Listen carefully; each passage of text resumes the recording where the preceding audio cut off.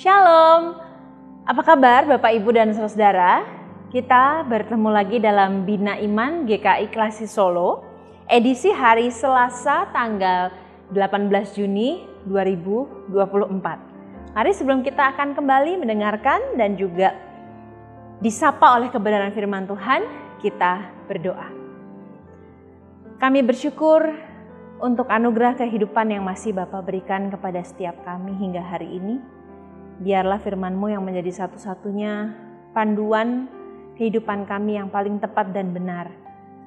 Mengarahkan dan mendidik kami untuk sungguh mau mengkoreksi hati dan hidup kami, sehingga jalan hidup kami sesuai dengan apa yang menjadi kehendak-Mu. Demi Kristus Yesus kami memohon. Amin. Shalom Bapak Ibu yang terkasih dimanapun berada. Hari ini kita akan belajar firman Tuhan dari kitab Ayub pasal yang ke-32 dan kitab Ayub pasal 33 ayat 8 sampai 10. Kitab Ayub pasal 32 ayat pertama dan Ayub 33 ayat 8 sampai 10. Saya akan membacakan bagi Bapak Ibu dan saudara-saudara semua. Ketiga orang itu pun menghentikan sanggahan mereka terhadap Ayub karena ia menganggap dirinya benar. Pasal 33 ayat 8 sampai 10. Tetapi engkau telah berbicara dekat telingaku dan ucapan-ucapanmu telah kudengar. Aku bersih tanpa melakukan pelanggaran. Aku suci tanpa kesalahan. Tetapi ia mendapat alasan melawan aku. Ia menganggap aku sebagai musuhnya. Bapak Ibu yang terkasih, merasa benar adalah salah satu penyakit kronis yang bisa menghinggapi semua manusia kalau kita tidak dengan sadar menyadari bahwa kita ini lemah dan rapuh. Merasa diri benar adalah bahaya penyakit kronis. Mengapa? Ketika kita merasa benar, maka kita akan selalu berpendapat bahwa pikiran kita benar, alasan kita benar, tindakan kita benar, dan segala-galanya yang datang dari kita benar. Kalau segala-galanya datang dari diri kita adalah benar, maka semua orang adalah salah. Orang yang merasa dirinya benar tidak akan bisa mengenal arti pertobatan. Hari ini Bapak Ibu, ketika tadi saudara-saudara mendengar ada cuplikan-cuplikan ayat yang memang sengaja saya baca sebagai satu cuplikan-cuplikan ayat dalam satu pemahaman yang mungkin tidak utuh, membuat kita bingung. Mari saya jelaskan dulu. Kitab Ayub pasal 32, terutama ayat yang pertama adalah sebuah prolog di mana ketika Elihu orang keempat setelah 3 sahabat Ayub berbicara, disanggah, berdebat, berdiskusi dan tidak menemukan jalan keluar atas mengapa penderitaan itu terjadi begitu. Elihu pada akhirnya salah satu sahabat Ayub juga yang menjadi sahabat termuda yang menahan dirinya sedemikian rupa untuk tidak ikut di dalam diskusi dan nasihat dan apapun itu, akhirnya berani berpendapat. Pasal 32 ayat 1 menjelaskan bahwa ketika Elihu berani berpendapat karena tak sanggup lagi menahan dirinya sendiri, karena ia mendengar bahwa Ayub di dalam segala kesalehannya justru ternyata telah masuk dalam perangkap merasa diri benar. Dikatakan bahwa karena ia, artinya adalah Ayub, menganggap dirinya benar. Karena Ayub menganggap dirinya benar, maka di penderitaan dia yang begitu hebat, dia merasa aku nggak seharusnya diperlakukan seperti ini. Aku tidak sepantasnya diperlakukan semena-mena oleh Allah. Kalau kita baca di pasal-pasal pertama, kita akan lihat masih sabar gitu ya Ayub ya, masih positive thinking. Tapi ketika penderitaannya semakin hebat dan teman-temannya ini berusaha menasihati dan akhirnya ditolak oleh Ayub karena dia merasa benar, disitulah kejatuhan Ayub yang membuat Elihu merasa ini harus diomongin gitu ya Bapak Ibu. Jadi Ayub merasa dirinya benar.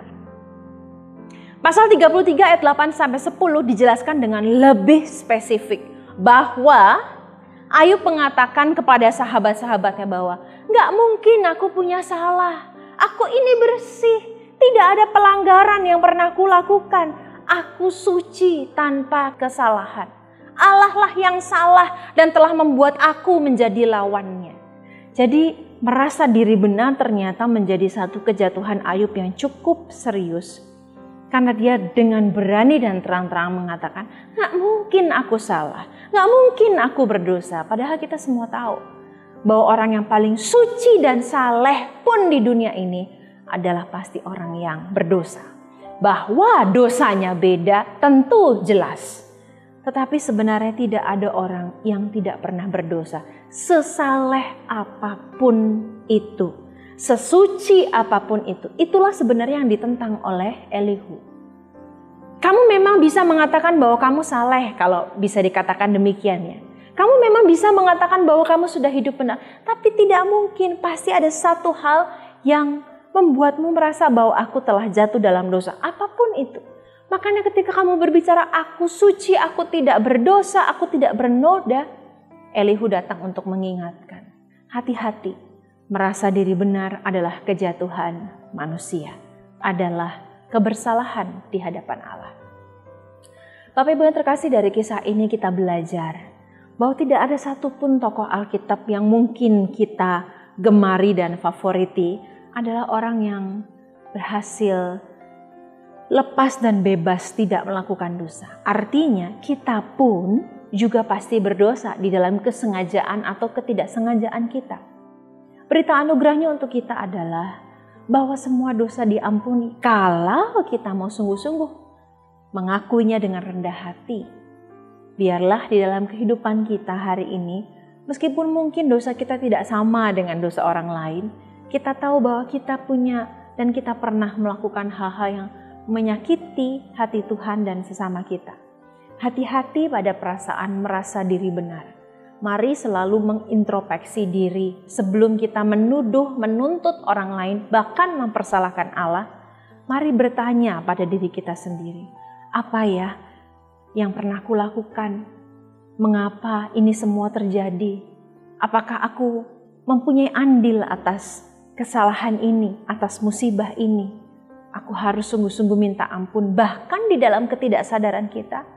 Biarlah kita menyadari bahwa kita bergantung pada pengampunan Tuhan dan mengaku bahwa saya adalah orang berdosa yang bergantung kepada Tuhan semata-mata.